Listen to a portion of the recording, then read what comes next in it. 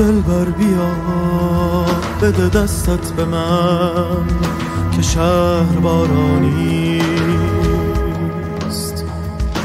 در کوچه ای که جز من و تو هیچ چیز پیدا نیست. ما آخرین سوار خسته از جنگ های سرد،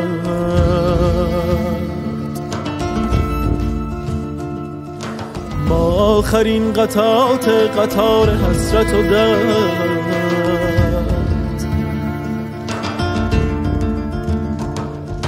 ما ایستگاه آخر راه جنون آزادی، ما زائران نیمه شب بیمناک آبادی، ما شاهدان قصه ای از دشت‌های کبود، ما ساکنان خسته شهرهای بی صدا و سرود. نصف النهار مبدأ من چشم‌های عاشق خیس، ای خوانش جدید شعرهای کهن مرا بنویس. ای هر کجای جهان تو سرزمین مادریم، اردی بهشت نگاهت و چشم‌های آذریم.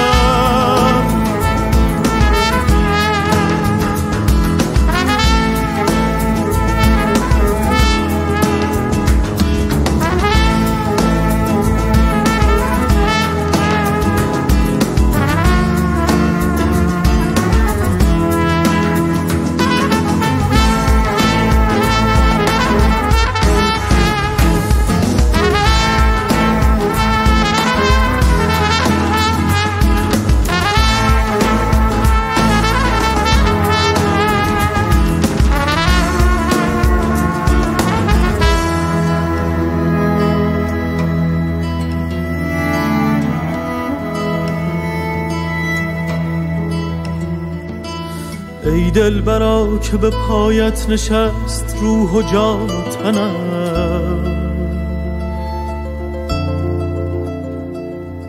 ای دلبرا که شبیهت شده است نقشه وطنم.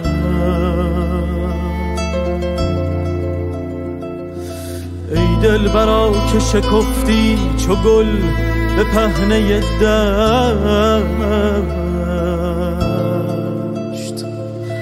با بودنت چه خیال ها که در سرم نگذشت،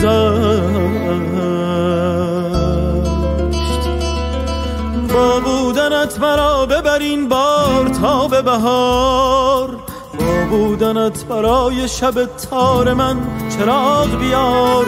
دستم بگیر و ببر تا دورهای دور و سپید، با بودنت برای من از پشت شب سپیده دمید. نصف النهار مبدأ من چشم‌های عاشق خیس، ای خوانش جدید شعرهای کهن مرا بنویس. ای هر کجای جهان تو سرزمین مادریم، اردی بهشت نگاهت و چشم‌های آذریم.